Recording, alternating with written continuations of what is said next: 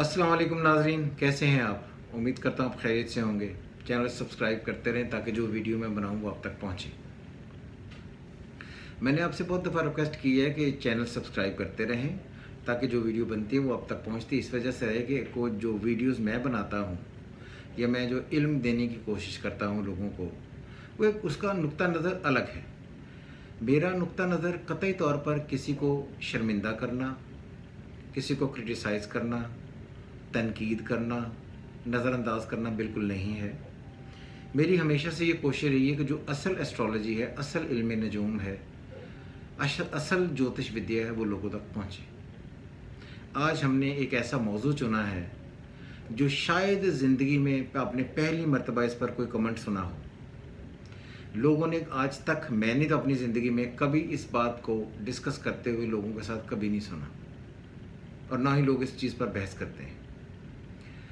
इल्म नजूम में या एस्ट्रोलॉजी में या ज्योतिष विद्या में ये कहा जाता है कि जो लोग लिब्रा सन साइन लेकर पैदा हुए हैं उनका सूरज नीच का है, यानी कि फॉल में है। और ये बात याद रहे कि जो लोग 21 सितंबर से लेकर 22 अक्टूबर तक पैदा हुए हैं वो लिब्रा है।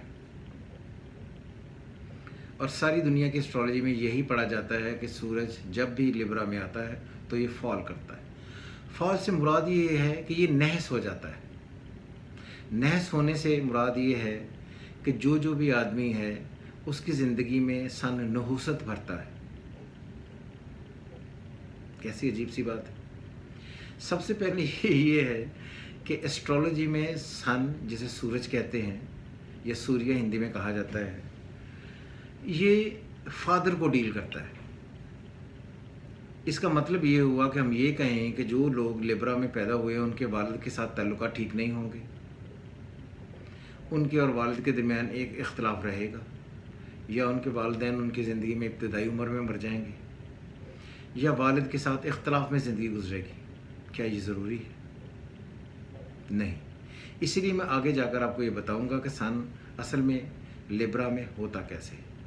जिन जिन लोगों ने किताबें पढ़ी हैं इधर उधर से लेकर, वो सारे के सारे लोग यही समझते थे, और एक उम्र तक, क्योंकि मैंने भी किताबों से एस्ट्रोलॉजी शुरू की थी, तो मैं भी एक उम्र तक यही समझता था कि जब भी लिब्रा में सन आता है तो ये फॉल में आ जाता है, यानी कि नीच का हो जाता है, यानी कि घटिया हो जाता है। जब मैं पढ़ने नेपाल गया और मैंने राजगुरु, यानी कि जो राजघराने के गुरु थे, मैंने उनसे तालीम हासिल की है। एक दिन मैं बैठा हुआ था तो एक अखबार मेरे सामने आई जिसमें लिखा हुआ था कि शाह बरिंद्रा जो नेपाल के बादशाह हैं वो कत्ल हो गए, और किसी ज्योतिषी ने, यानी कि एस्ट्रोलॉजर ने, ये कहा था कि ये अपने ख़ानदान में इख्तलाफात की वजह से किसी रिश्तेदार से कत्ल किए जाएंगे। जब मैंने ये ख़बर पढ़ी तो मुझे और भी ज़्यादा इश्तियाक हुआ कि यार किसी ने कैसे ये प्रेडिक्ट कर दिया कि इनकी ज़िंदगी में मौत इनके रिश्तेदार में से कोई ये करेगा। तब मैंने फ़ैसला किया कि मैंने जाकर पढ़ना है। बहरहाल मैं नेपाल चला गया, वहाँ से पर जाकर मैंने तालीम हासिल की। तब तक मुझे भी यही लगता था कि जब भी सूरज ट्रांजिट में या नेटल में, ट्रांजिट में का मतलब घूमते हुए, नेटल का मतलब पैदाइशी जायशे में, जब भी लिब्रा में आता है तो फॉल करता है। लेकिन मेरे गुरु ने कहा कि ये वो ख़ास चीज़ें हैं, कुछ ख़ास ऐसी चीज़ें होती हैं जो लोगों के साथ ना किताबों में ना वैसे डिस्कस की जाती हैं, और इनको छुपा कर रखा जाता है, और यही वो गुरु हैं जो एस्ट्रोलॉजी में आगे बढ़ते हैं। तो मैंने, क्योंकि वहाँ से प्रोफेशनल एस्ट्रोलॉजी सीखी, इसलिए मुझे ये पता है, जो मैं साबित करूँगा कि ये फॉल नहीं करता। सबसे पहले क्या ये हम समझें कि जिस सिस्टम पर, जहाँ पर सूरज है, और एस्ट्रोलॉजी सूरज के बेस पर ही घूमती है, और सारी कायनात भी सूरज के बेस पर ही चलती है, तो क्या हम ये समझ लें कि एस्ट्रोलॉजी में जब सूरज फॉल हो जाता है तो एस्ट्रोलॉजी ख़त्म हो जाती है? क्या ये लॉजिक हो सकती है? जवाब आएगा नहीं। इसलिए पहला कॉन्सेप्ट ये है कि ये कतई तौर पर सन कभी भी, कहीं भी, किसी भी घर में फॉल में नहीं आता। हाँ, ये बात है कि दुश्मन जब उसे देखें, अच्छी एक बुरी नज़र से देखें, राहु के साथ, सैटर्न के साथ, शनि के साथ उसका नेगेटिव एस्पेक्ट बने, तो फिर उसकी हालत डिफरेंट हो सकती है, इख्तलाफ हो सकता है, लेकिन वो किसी के घर में जाकर फॉल नहीं करता, कमज़ोर हो सकता है। इसीलिए ना लोगों ने तहकीक की, ना किसी गुरु से पूछा, ना किसी ने गुरु ने उनको बताया, इसलिए उनके जहन में ये बात पूरे तरीके से बैठ गई कि सन जो है वो लिब्रा में आके फॉल करता है।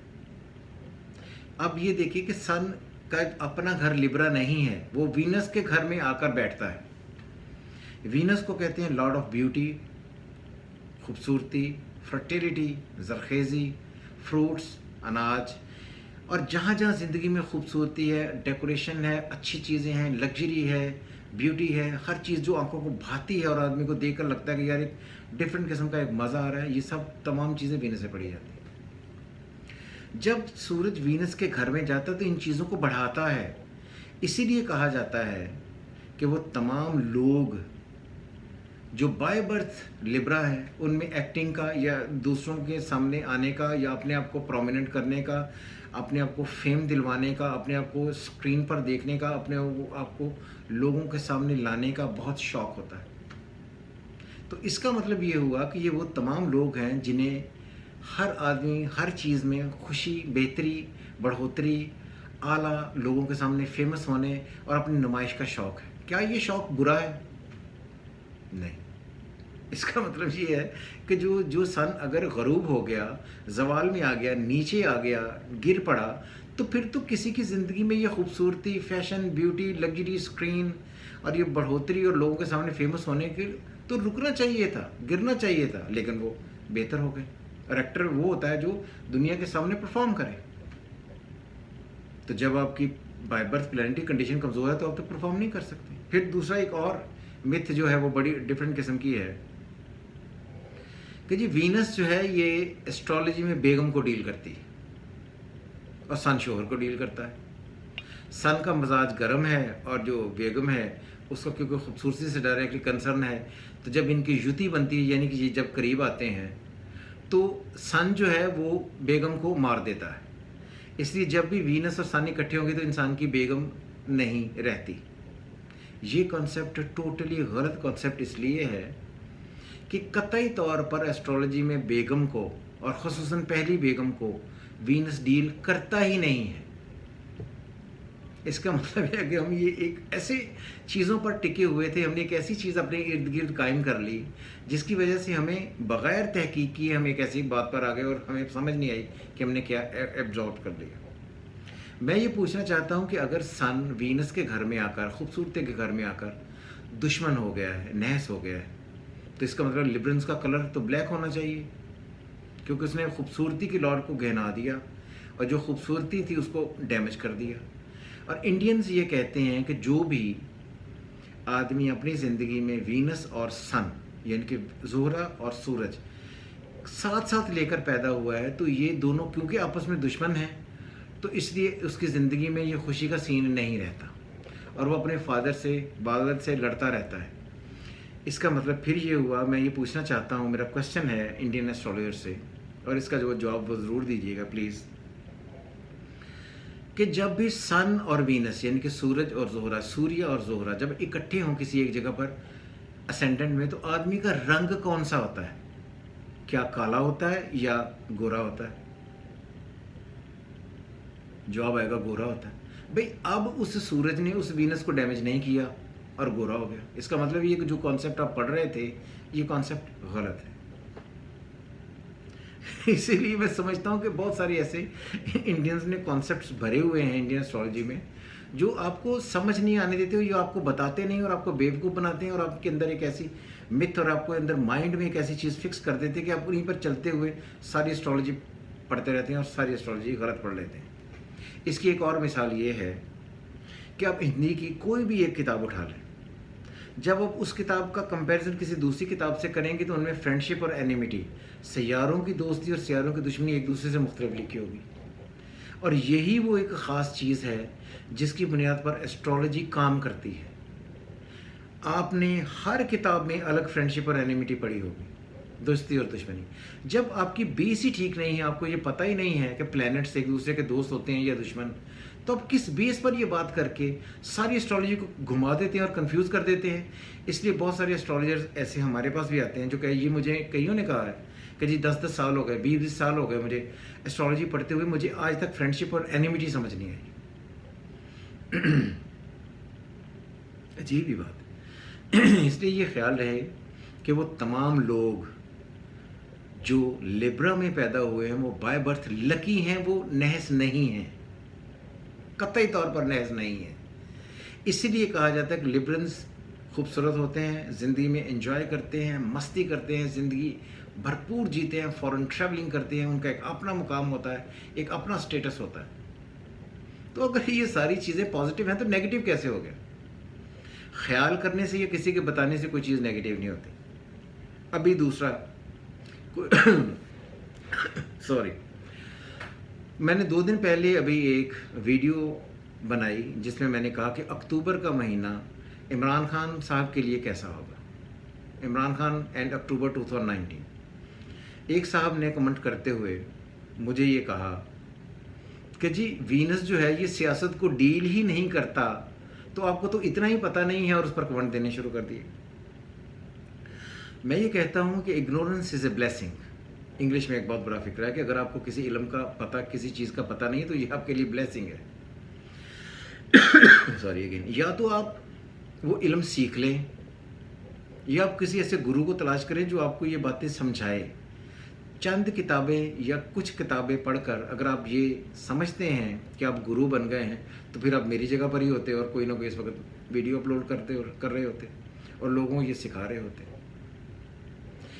अब अक्टूबर है आज।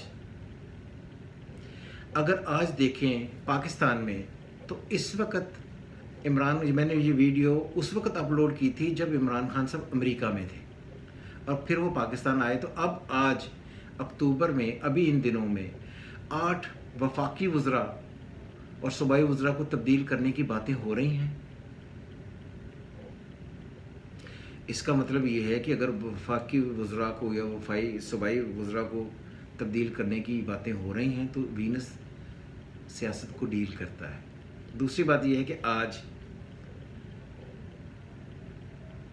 कुछ लोग यानी कि जो पाकिस्तान के बहुत बड़े तिजारत करने वाले लोग हैं वो सारे इकट्ठे होकर chief of the army staff को जाकर मिलने गए हैं कि जी पाकिस्तान में क्योंकि मुआशी इस्लाहात, खाने पीने की जो चीज़ें हैं उनमें बहुत शदीद महंगाई होगी, तो इमरान खान के ख़िलाफ़ ये बात उनको करने गए।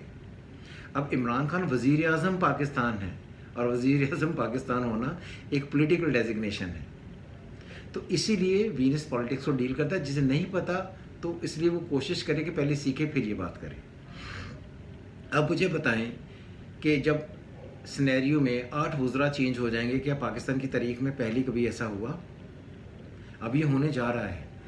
और क्या पहले सारे जो ताजिर थे उन्होंने निकल कर प्राइम मिनिस्टर ऑफ पाकिस्तान के ख़िलाफ़ बातें chief of the army staff से कभी की? इसका मतलब ये महीना क्रिटिकल है।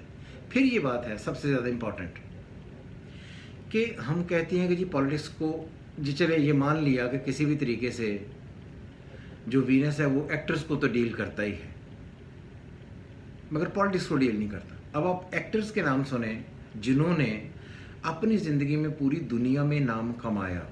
मैंने यहाँ पर एक लिस्ट लिखी है। अमिताभ बच्चन साहब लिब्रा हैं, अदाकारा रेखा लिब्रा हैं, Hema Malini world famous actress Libra है, रणबीर कपूर लिब्रा हैं, माइकल डगलस, ये सारे लोग लिब्रा है और उन्होंने पूरी दुनिया में नाम कमाया। अगर सन इनका कमज़ोर था बाय बर्थ तो इनको तो शोहरत मिलनी चाहिए ही नहीं थी।